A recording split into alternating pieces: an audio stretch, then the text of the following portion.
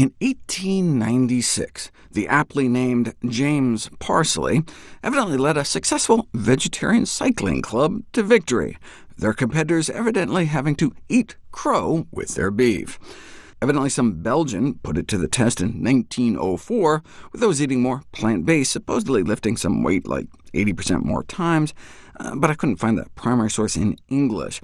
This I could find, though, a famous series of experiments at Yale, published more than a century ago, on the influence of flesh eating on endurance. 49 people were compared: regular athletes, mostly Yale students, vegetarian athletes, and then just sedentary vegetarians. The experiment furnished a severe test of the claims of those flesh abstainers. Much to the researchers' surprise, the results seemed to vindicate the vegetarians, suggesting that not eating meat leads to far greater endurance compared to those accustomed to the ordinary American diet. Check it out. The first endurance test was how many minutes straight you could hold out your arms horizontally. Flesh eaters versus flesh abstainers. The regular Yale athletes were able to keep their hands out for about 10 minutes on average. It's harder than it sounds. Give it a try. OK, but those eating vegetarian did like 5 times better. The meat-eater maximum was only half that of the vegetarian average. Only 2 meat-eaters even hit 15 minutes, whereas more than 2/3 of the meat avoiders did.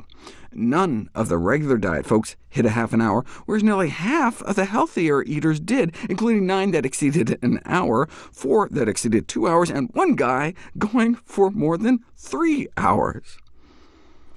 How many deep knee bends can you do? One athlete could do more than 1,000, averaging 383, but they got creamed even by the sedentary plant eaters. That's the crazy thing. Even the sedentary abstainers surpassed the exercising flesh eaters. The sedentary abstainers were in most cases physicians who sat on their butts all day. I want a doctor that can do 1,000 deep knee bends. And then in terms of recovery, all those deep knee bends left everyone sore, but more so among those eating meat.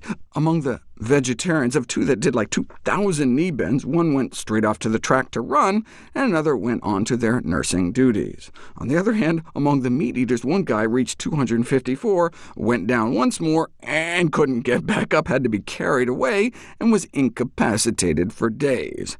Another impaired for weeks after fainting.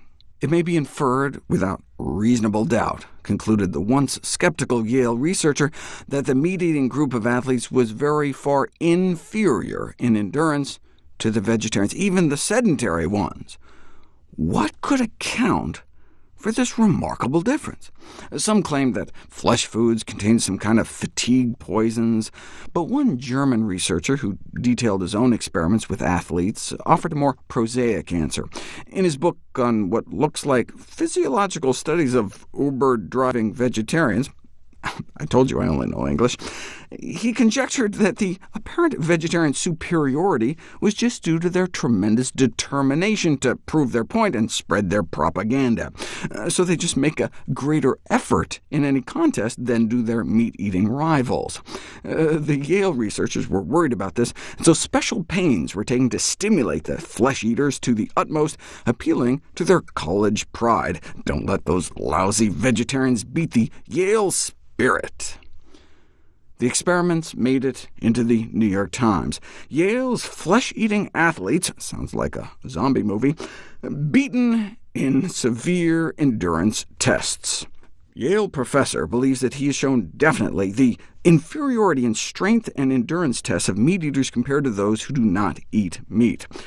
Some of Yale's most successful athletes took part in the strength tests, and Professor Fisher declares they were obliged to admit their inferiority. How has the truth of this result been so long obscured?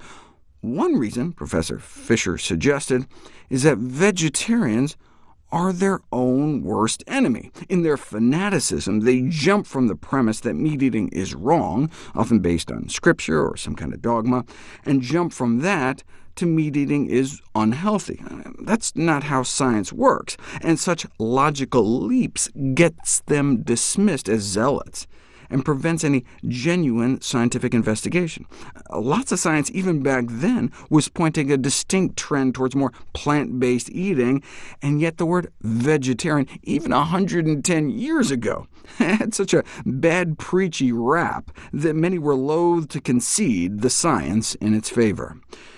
The proper scientific attitude is to study the question of meat-eating in precisely the same manner as one would study the question of anything else.